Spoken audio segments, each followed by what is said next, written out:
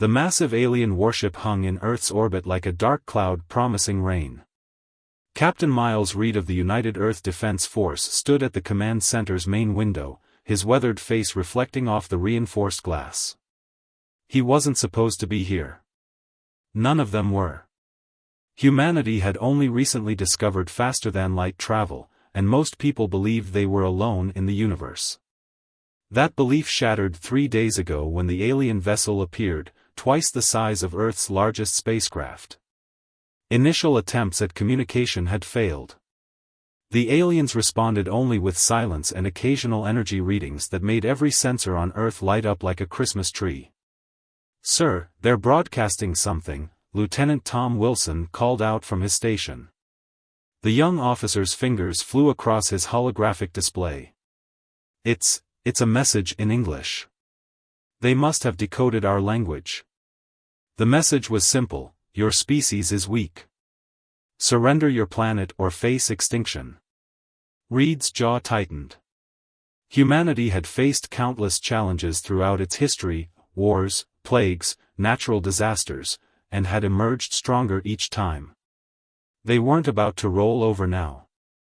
"Send our response," Reed ordered, his voice steady despite the weight of representing all of humanity in this moment. "Tell them, we respectfully decline." The alien ship's response came in the form of smaller vessels, hundreds of them, launching from its hull like angry wasps from a disturbed nest. Each one carried what their sensors identified as heavily armed troops. "They're targeting major military installations worldwide," Wilson reported, his voice tense but professional. "First wave estimated at 10,000 troops." Reed allowed himself a grim smile. The aliens had made their first mistake: they'd assumed humans would be easy prey. They hadn't bothered to study Earth's history, to learn about humanity's countless battles and wars, the strategies developed over millennia of conflict. "Activate Protocol Thunder," Reed commanded. Around the world, hidden defense systems powered up. The aliens would soon learn that humans had been preparing for this possibility since the first science fiction author imagined an alien invasion. The first alien dropships hit the atmosphere, their hulls glowing orange with the heat of entry. They were heading straight for the largest military bases, exactly as expected. But humanity had a surprise waiting. Earth's atmosphere wasn't just air anymore. Years of subtle preparation had seeded it with microscopic defensive nanites, dormant until needed.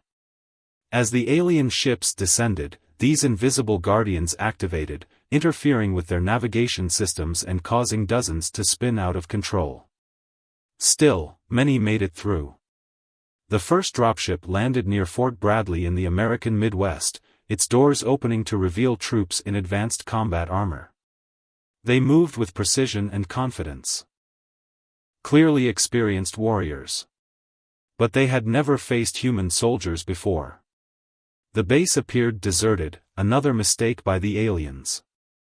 They assumed the humans had fled. In reality, every inch of ground they walked on was being monitored, every step bringing them closer to carefully laid traps. Private First Class James Cooper watched through his enhanced combat visor as the aliens advanced. He and his fellow soldiers lay hidden in underground bunkers, their vital signs controlled by advanced medical systems to mask their presence. The alien scanning technology was impressive, but they were looking for signs of life as they knew it. Human ingenuity had found ways around that.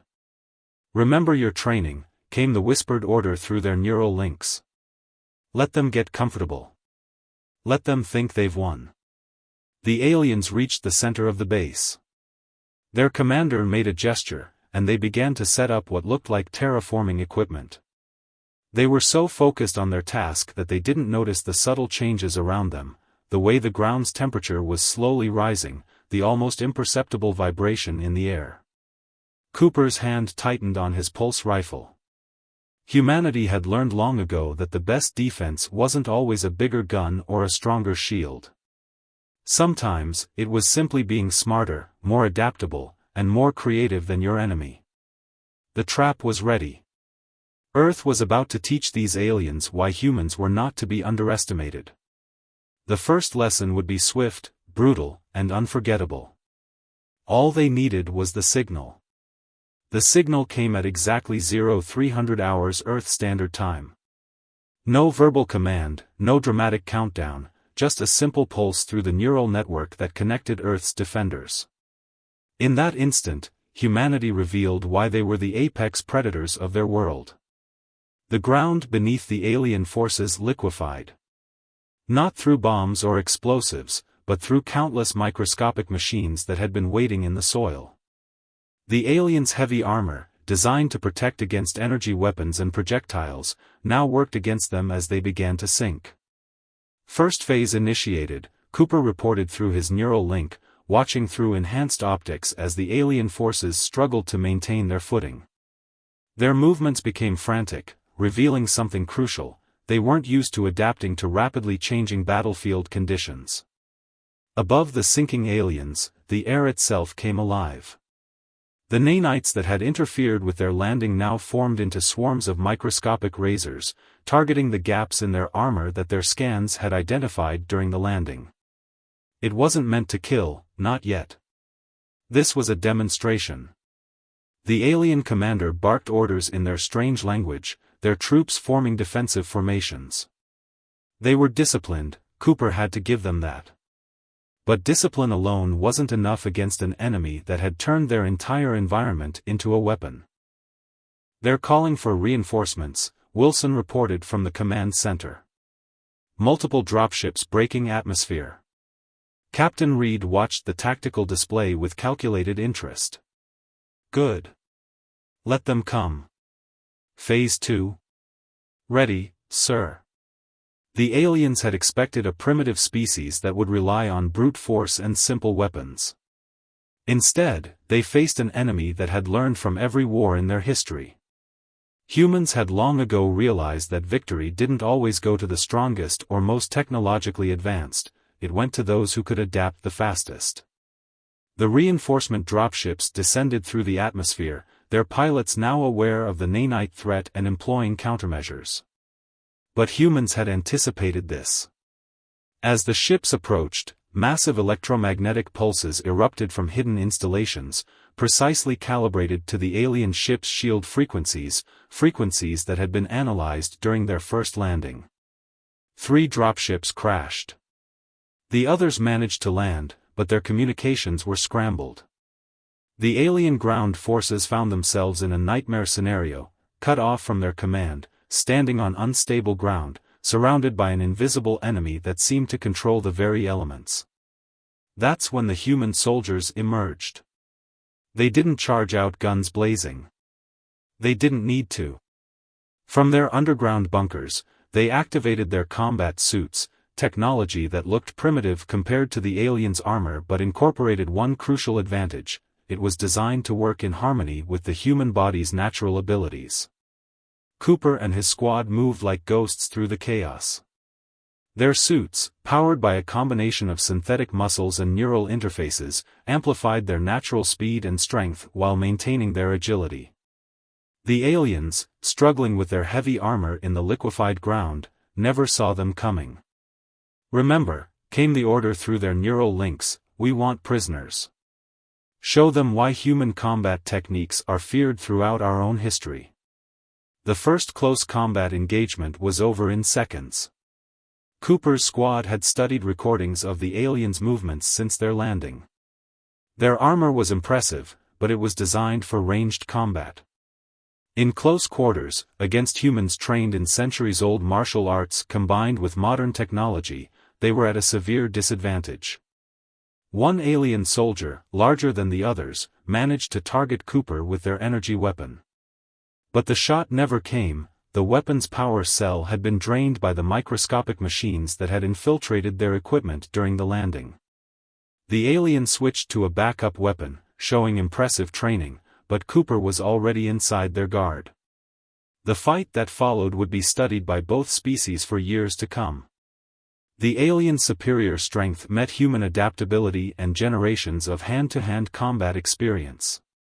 Cooper moved like water, using his enemy's momentum against them, a technique as old as humanity itself. The aliens' armor, now more hindrance than help, couldn't prevent them from being thrown off balance. Hostile contained, Cooper reported, securing the alien commander with restraints that adapted to their unique physiology. Around the battlefield, similar scenes played out as human soldiers systematically disabled and captured the invasion force.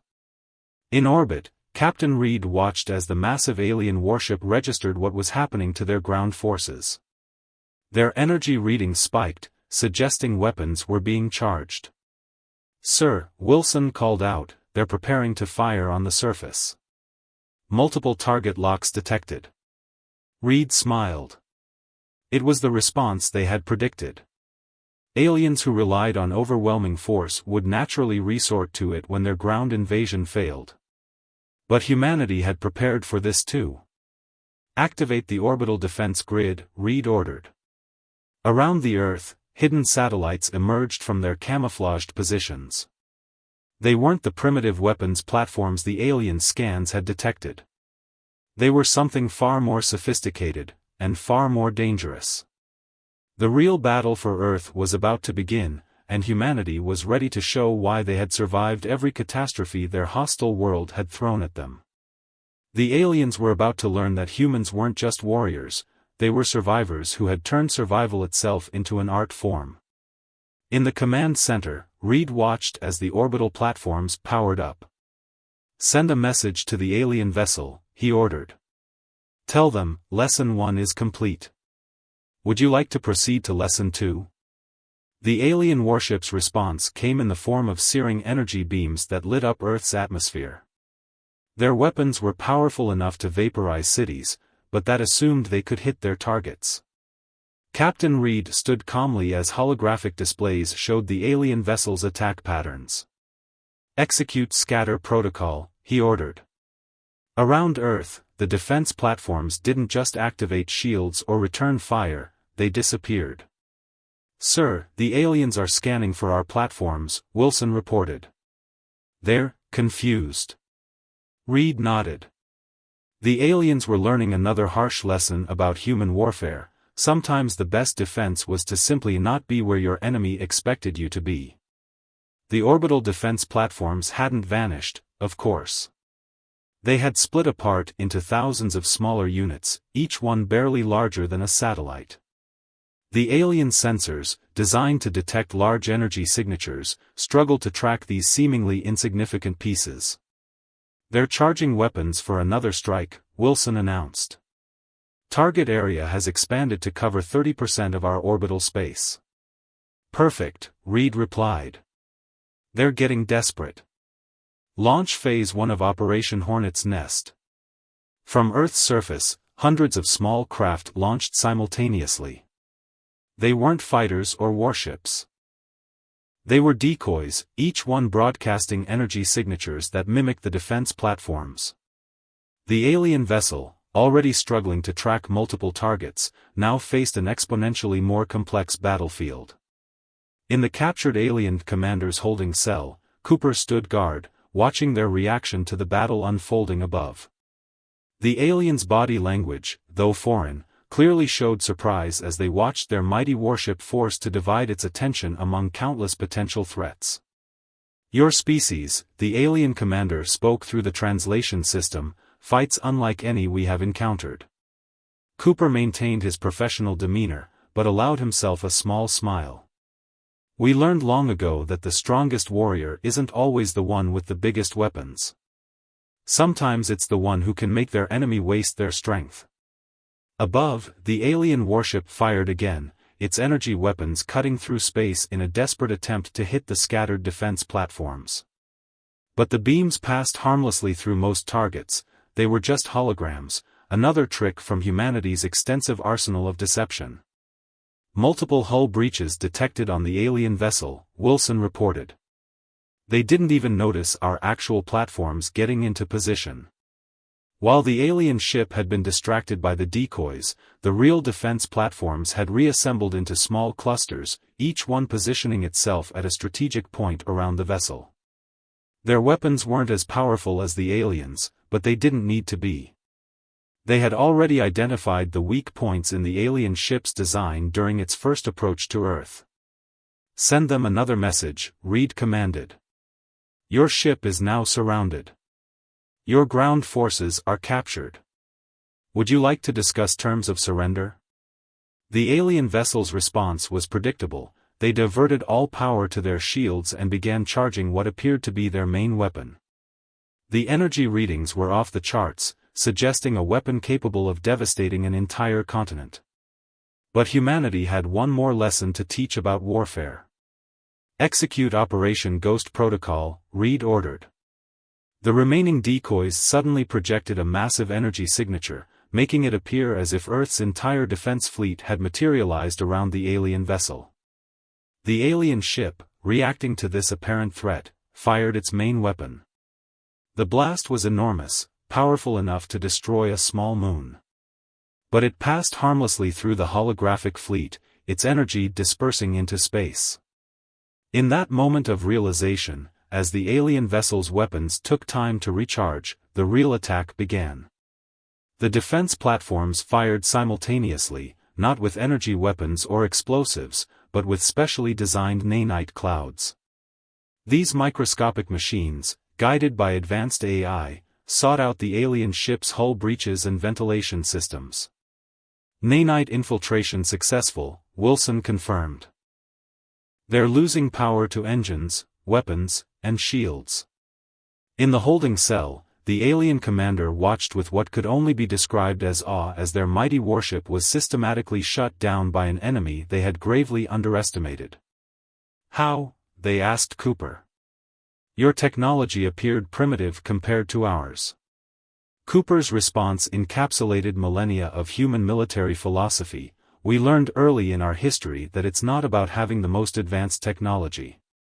It's about using what you have in ways your enemy doesn't expect."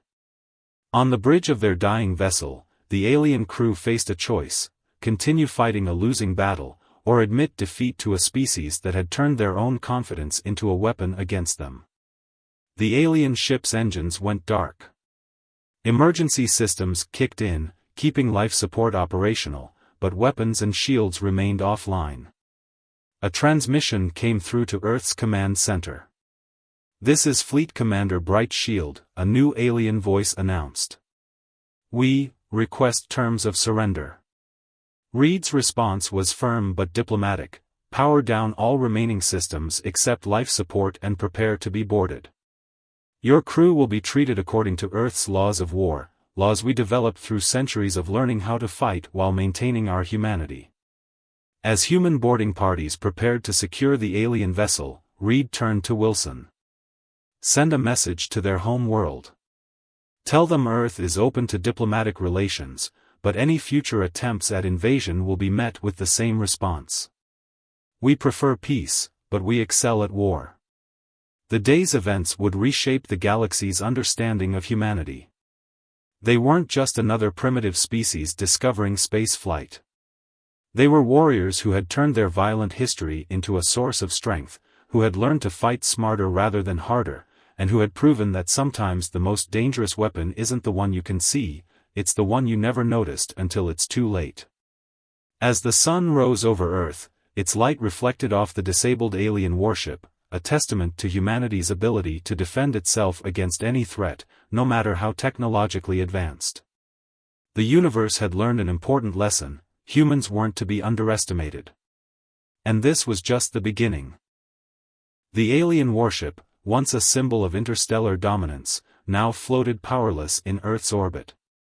Human engineering teams, protected by both physical and electronic security measures, worked methodically to study the vessel's technology while keeping its crew contained. Captain Reed stood in the ship's massive command center, now staffed by a mixture of human and alien personnel. The alien crew members worked under supervision, helping to maintain their ship's basic systems while human technicians learned its operations. "Their technology is impressive," Dr. Anna Baker, Earth's lead xenotechnology expert, reported as she studied the alien control systems. "But they relied too heavily on brute force. No redundancies, no backup systems, no creative solutions. They never thought they'd need them. The alien fleet commander, Bright Shield, watched the humans work with a combination of resignation and curiosity. Through the translation system, they addressed Reed, "In all our years of expansion, we never encountered a species that defeated us through strategy rather than strength." Reed nodded, remembering countless human battles where the technically superior force had lost to better tactics. "That's because you never had to fight for survival like we did. Earth taught us harsh lessons early in our evolution." In the ship's medical bay, human doctors worked alongside alien medical staff to treat injuries from the battle. Cooper, now assigned as a liaison officer, observed the proceedings with interest. The aliens were learning that humans could be compassionate as well as fierce. "Your weapons were designed to disable, not destroy," one of the alien medical officers noted. "Even when you had us at your mercy, you chose not to eliminate us." Why? Cooper's response reflected centuries of human military philosophy, because the best victory isn't the one that destroys your enemy. It's the one that turns them into an ally. Back on Earth, the United Defense Council had convened an emergency session. Representatives from every nation watched footage of the battle, analyzing humanity's first major interstellar conflict. The aliens' transmission logs show they've already contacted their home world, Wilson reported to the Council via holographic link. "They're telling them to cancel the second invasion fleet." A murmur went through the Council chamber. Earth had faced not just one ship, but the threat of an entire armada. The victory was even more significant than initially believed. "There's more," Wilson continued. "They're describing us as warriors unlike any encountered before. Their military leadership is in chaos trying to understand how a primitive species defeated their best forces." Dr. Baker's voice came through the communication system. "Captain, you need to see this. We've accessed their historical records. Their species has been the dominant force in their region of space for centuries. They've never lost a battle, until now." Reed walked through the alien ship's corridors, noting how the design emphasized power and intimidation over efficiency. Another sign of a species that had never needed to adapt, never faced true challenges to their supremacy. "Your defeat will change how the galaxy sees humanity," Reed told Bright Shield. "But it can also change how your people see themselves. Sometimes losing a battle can teach you more than winning 100. The alien commander's response was thoughtful. "We thought we were invincible. Our technology, our weapons, our armies, we believed they made us superior. You proved that true strength lies in adaptation and innovation." On Earth's surface, Cooper led a group of alien officers on a supervised tour of human military history museums. They stopped at displays showing everything from ancient sword fights to modern warfare. "Each of these battles taught us something," Cooper explained. "We learned to use terrain to our advantage, to turn weakness into strength, to find ways to win even when outgunned and outnumbered. We had to, our own world gave us no choice." The aliens studied displays showing human conflicts through the ages, their expressions showing growing understanding. They saw how humans had constantly adapted their tactics, how each new weapon had led to new defenses, how defeat had always led to innovation. In orbit, Reed received a priority transmission from Earth's Council. The aliens' home world had sent a response to their defeat. The Council chamber fell silent as the message played. "We acknowledge the superior tactical capabilities of the human species. We request formal diplomatic relations and..." There was a pause that the translation system struggled to convey. "We wish to learn." Reed looked at Bright Shield. "Your people want to learn from us." The alien commander's response held a note of respect. "We have mastered technology, but you have mastered warfare itself. Not through brute force, but through intelligence, adaptation, and the wisdom to show mercy even in victory." Dr. Baker interrupted with another discovery. "Captain, their historical records show they've dominated their region of space for so long that most species simply surrender rather than fight. They haven't faced real resistance in generations. Then today marks a change for both our species, Reed replied. You'll learn that true strength comes from overcoming challenges, not avoiding them. And we'll learn that we're ready to take our place among the stars. The sun set over Earth, its light catching the disabled alien warship in orbit. What had begun as an invasion had transformed into something else, a moment of profound change for two species. Humanity had proved itself not just capable of defending Earth, but worthy of respect among the stars. But as Cooper watched the alien officers studying human history, he knew this was just the beginning. Somewhere out there, other species would hear of Earth's victory. Some would seek alliance, others would see humans as a threat to be eliminated. Humanity would be ready. They had been preparing for this moment since the first human looked up at the stars and wondered what waited among them. The universe was about to learn why humans were considered the most adaptable species in known space. 1 month after the failed invasion, Earth's orbital space had transformed. The alien warship, now partially restored under human supervision, served as a symbol of both victory and cooperation.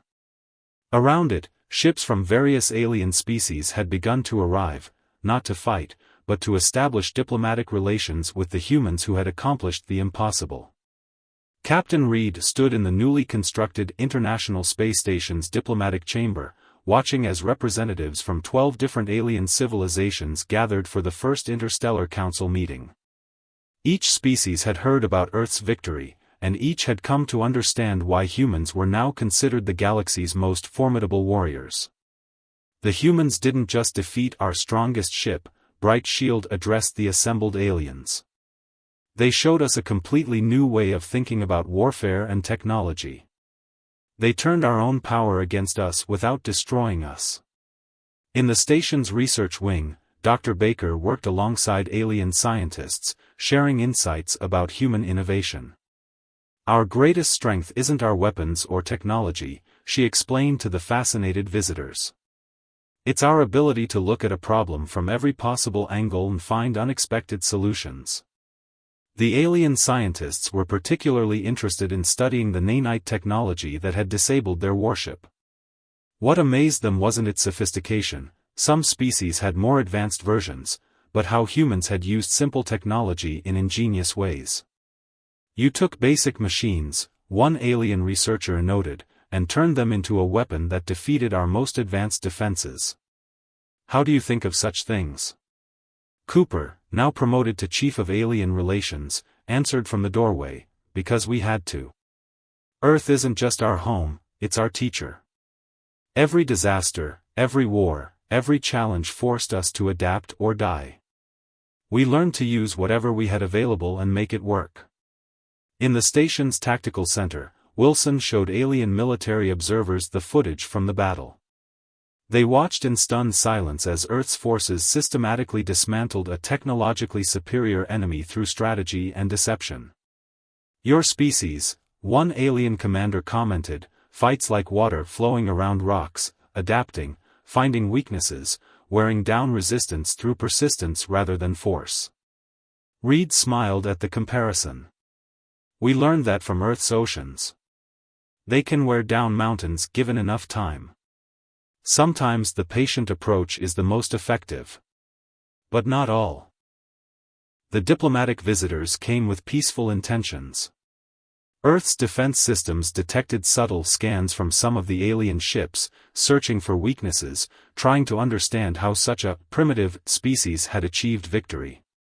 Reed addressed this directly in the council meeting. We know some of you are here to assess whether we're a threat. Others want to learn our secrets. Here's the truth, our greatest secret is that we never stop learning, never stop adapting. Any species that attacks Earth won't just face our current capabilities, but our ability to develop new ones. The alien representatives shifted uncomfortably. Their scans had revealed something unexpected. In the month since the invasion, humans had already begun incorporating alien technology into their defense systems. They weren't just learning, they were evolving at an unprecedented rate. This is why we came to warn you, one alien diplomat announced. There are others. Species that will see humanity's potential as a threat. They will not come with one ship or even a fleet.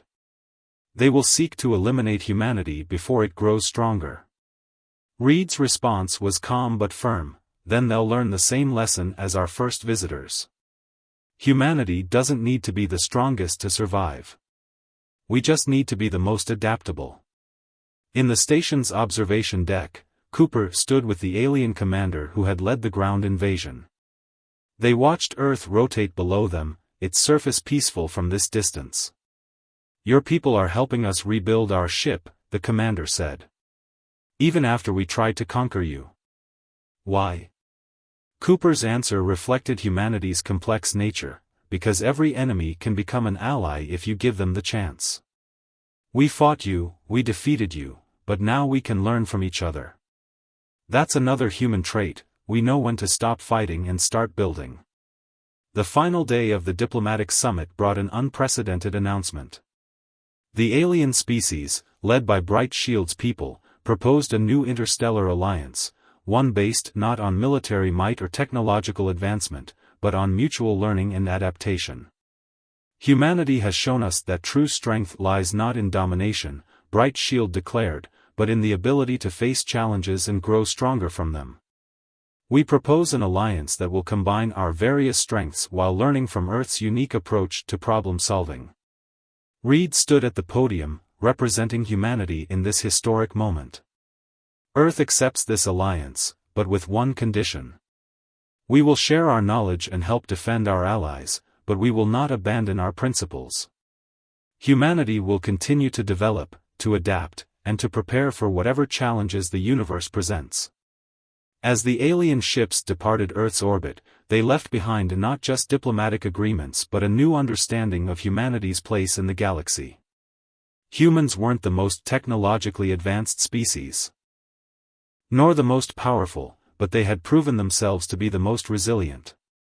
In the command center, Reed looked at the star map showing known alien civilizations. "The galaxy's about to change," he told his crew. "Not because we're the strongest, but because we showed everyone a different way to be strong." Cooper, standing nearby, added, "We taught them that the most dangerous weapon isn't a massive warship or advanced technology. It's the ability to think differently, to adapt, and to turn apparent weakness into strength." As Earth's first interstellar embassy began construction in orbit, humanity looked to the stars with new understanding. They had faced their first major extraterrestrial challenge and emerged not just victorious, but stronger.